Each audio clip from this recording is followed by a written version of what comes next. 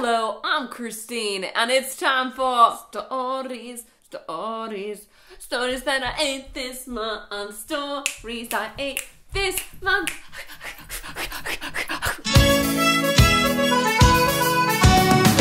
Hello. It's October. It's a week into October. Quick beginning BSA. I am currently ill. I've been ill for the last week. I'm waiting for it to go away. But we're getting into October and I need to get the September stories I ate up and running. So please excuse my voice. I was at Bufferfest last week and literally I was fine. Everyone around me was getting sick. And then by day 2 of Bufferfest, Christine was also getting sick. And here we are today. In September, I read 4 books, I binged 3 shows, and I watched 2 movies. That's like an all-time low for my movie meter. 2. The rest of my month was spent trying to get another draft of my book finished and traveling. Let's jump right into things.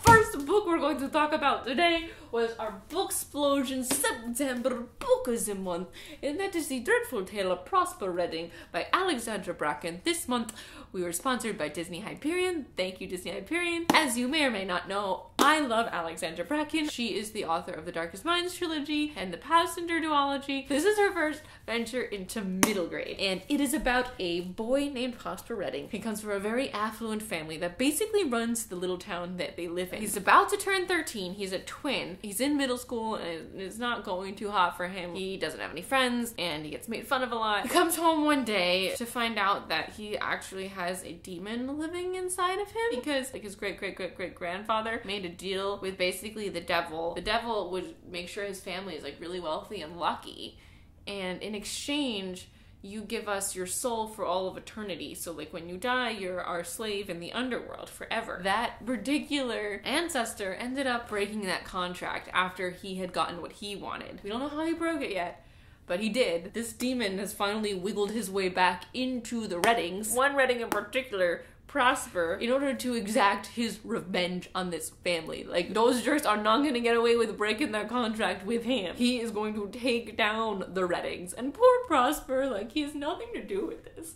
He's just an almost 13-year-old kid in middle school who's struggling to fit in. He's trying to be a good person and make good choices, and there's a demon possessing him in the night. The Dreadful Tale of Prosper Redding was super cute. The characters were really rich. The world was so much bigger. The world that Alex is building here was so much bigger than I was expecting it to be. Little by little, she drops more and more information, and there's more layers to this than we think. The Dreadful Tale of Prosper Redding is the first in a series that is coming. There's a really strong theme of family running through the book, which I really enjoy. There's a lot going on with Prosper and the sibling dynamic between he and his sister, and that same sibling struggle is reflected kind of all around Prosper in different ways. Every character that we meet kind of stands out in a different way. It's not like when you read something and we have these side characters and they kind of just blow by you. I feel grounded in each new person that we meet. It was very well crafted. It's a perfect Halloween book. It's so aesthetic. It's so Halloween aesthetic up in here. What I did miss though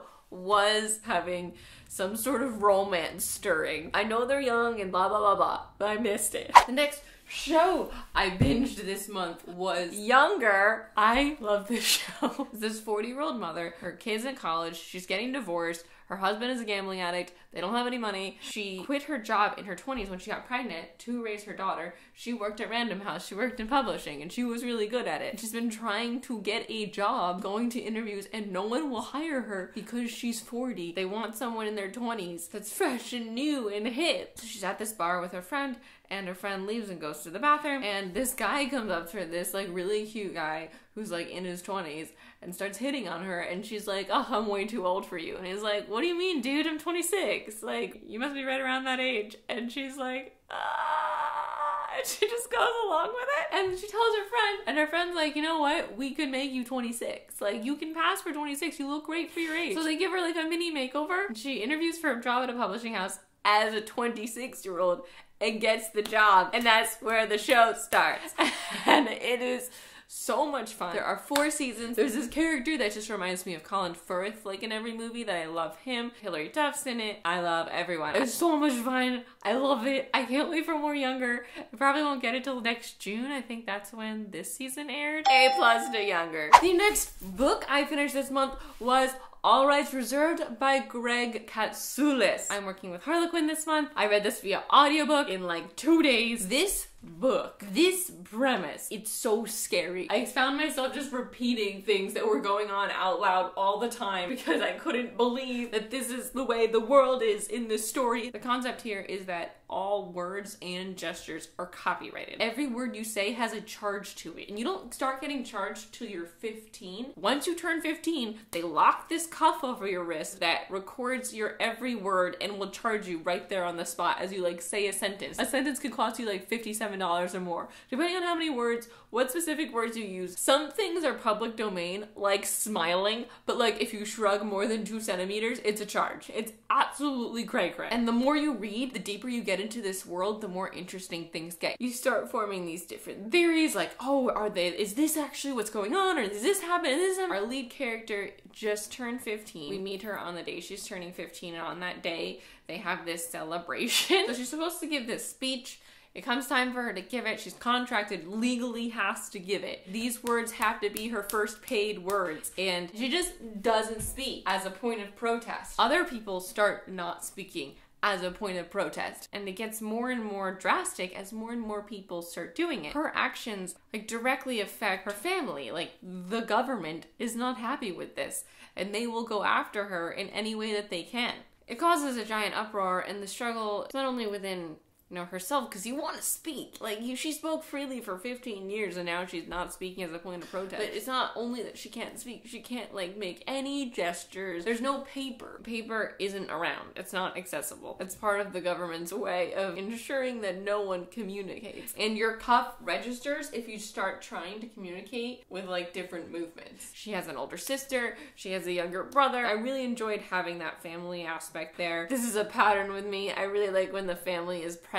So I ended up thoroughly enjoying this. The entire world captivated me. I just kept theorizing and trying to figure out what was going on. It was so captivating to be in this world and to suspend your disbelief and think about the repercussions and what it would mean if this was actually what we were living in. I did miss, again, there wasn't like a love line running through this because there was so much other intense stuff going on.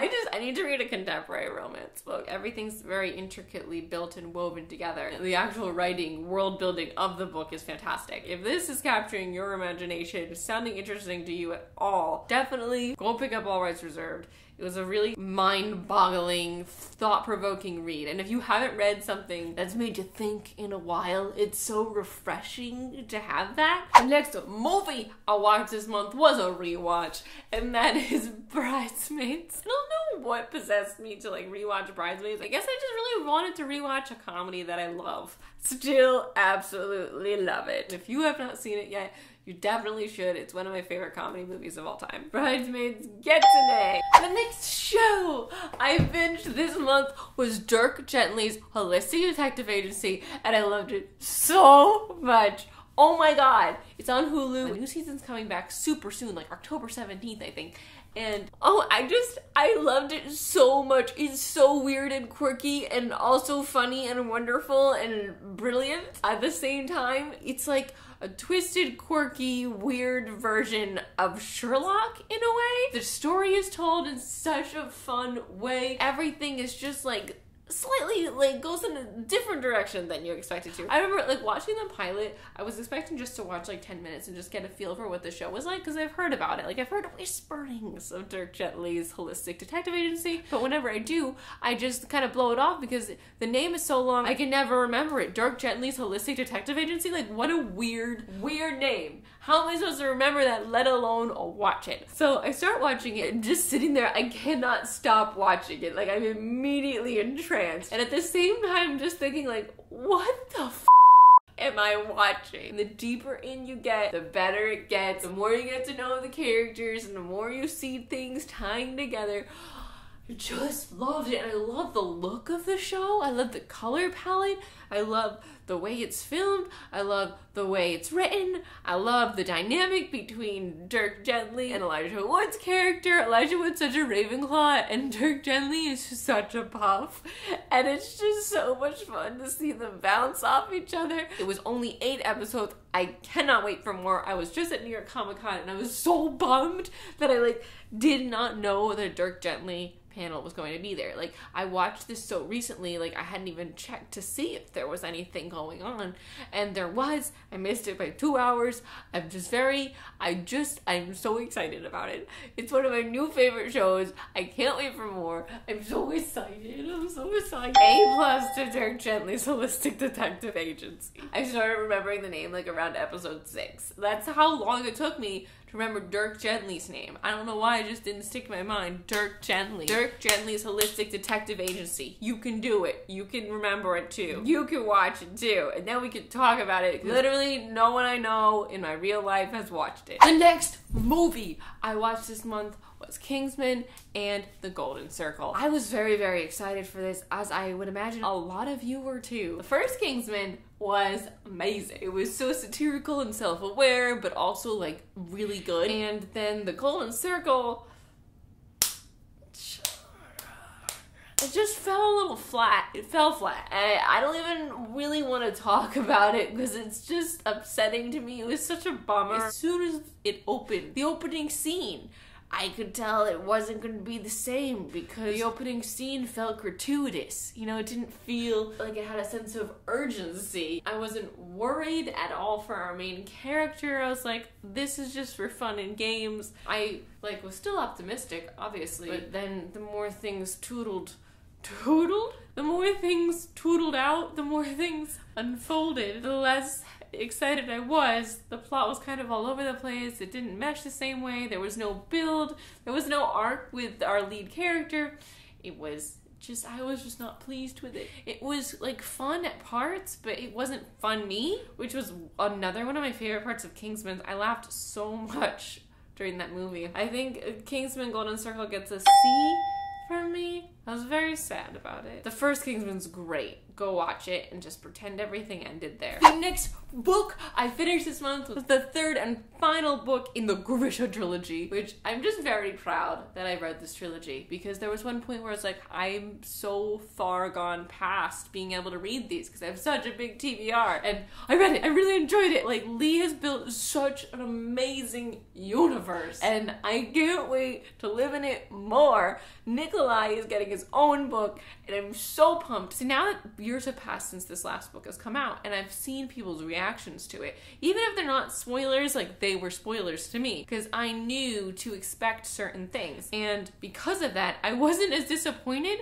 by things that disappointed people in the final Grisha trilogy book. And by people, I mean Kat and Jesse. I was really pleased. The first half of the book went a little slow for me, but then things started to pick up and get crazy. I just really was happy with how it wrapped. All I could think was, well, Nikolai's getting his own book, and I was theorizing how that's gonna go. In general, think that the Darkling as a character was so interesting, and I think maybe he was underutilized. I would have liked to see a redemption attempt, but in general, I was trying really hard not to cry while I was listening to the end of the book on the plane.